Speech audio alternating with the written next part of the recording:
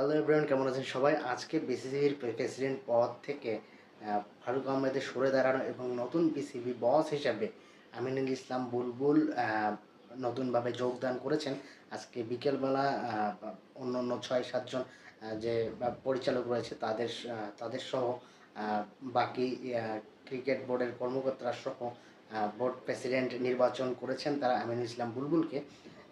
কিন্তু বিষয় সেটা না। আজকে যে বিষয়ে কথা বলবো সেটা হলো যে লাস্ট যে প্রেসিডেন্ট ছিল ফারুক আহমেদ, তিনি নানা দুর্নীতি এবং বিভিন্ন অর্থ কেলেঙ্কারির সাথে যুক্ত থাকায় এই ধরনের ঘটনা ঘটেছে, সেটা আমরা সবাই কম বেশি জানি।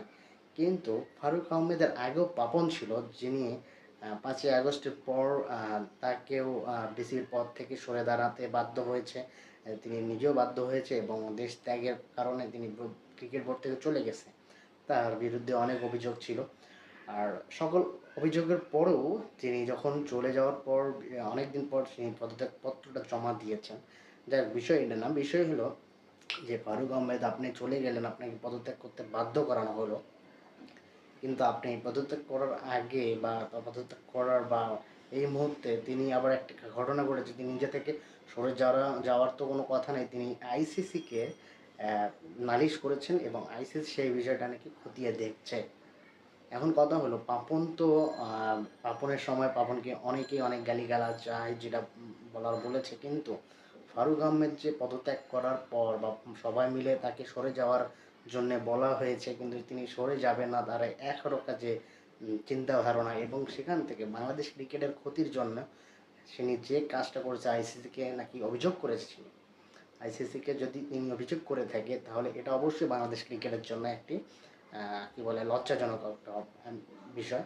এবং আইসিসি যদি এই বিষয়টা নিয়ে যদি হস্তক্ষেপ করে বা যে কোনো ঘটনা ঘটে, সেটা কিন্তু বাংলাদেশ ক্রিকেটের জন্য খারাপ। সো এটা আমি বলতে চাচ্ছি যে পাপনও চলে গেছে, কিন্তু পাপন কিন্তু এই ধরনের অভিযোগ করে নাই আইসিসিকে। বাংলাদেশ ক্রিকেটের একটা মান সম্মান, বাংলাদেশ ক্রিকেটটা যেন একটা সমস্যার সম্মুখীন না হয়, এর জন্য কিন্তু পাপনও এই কাজ করে না, যে কাজটা ফারুক আহমেদ করেছে। এবং ফারুক আহমেদের লুটপাট এবং দুর্নীতির এবং তার যে স্বেচ্ছাচারিতা, এই কারণেই হয়তো বা অন্য অন্য পরিচালকরাই তার প্রতি অনাস্থা জ্ঞাপন করেছে গতকালকে, সেটা আমরা দেখেছি। যাই হোক, নতুন পরিচালক হিসেবে আমিনুল ইসলাম বুলবুল সাময়িকভাবে দায়িত্ব নিয়েছেন এবং তার জন্য শুভকামনা রইল। বাংলাদেশ ক্রিকেটটা যেন আগায় যায়, আমরা এই চিন্তা করে কাজ করব। বাংলাদেশের ঘরোয়া ক্রিকেট থেকে পুরো কাঠামো যেন ভালোভাবে এগিয়ে যায় এবং এই ধরনের সমস্যা যেন আমরা ভবিষ্যতে আর না দেখতে পারি, এটাই আমাদের ক্রিকেট ভক্তরা আমরা চাই।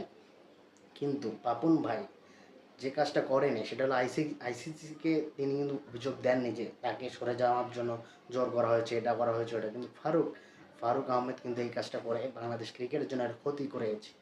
প্রিয় দর্শক, আপনারা যারা দেখছেন তারা অবশ্যই কমেন্ট করে জানাবেন যে ফারুক আহমেদ কাজটা কি ঠিক করেছে না, তার জন্য আসলে কী করা উচিত।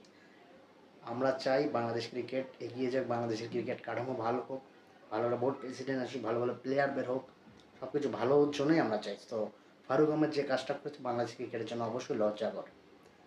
সো ফারুক আহমেদ কাজটা ঠিক করেনি।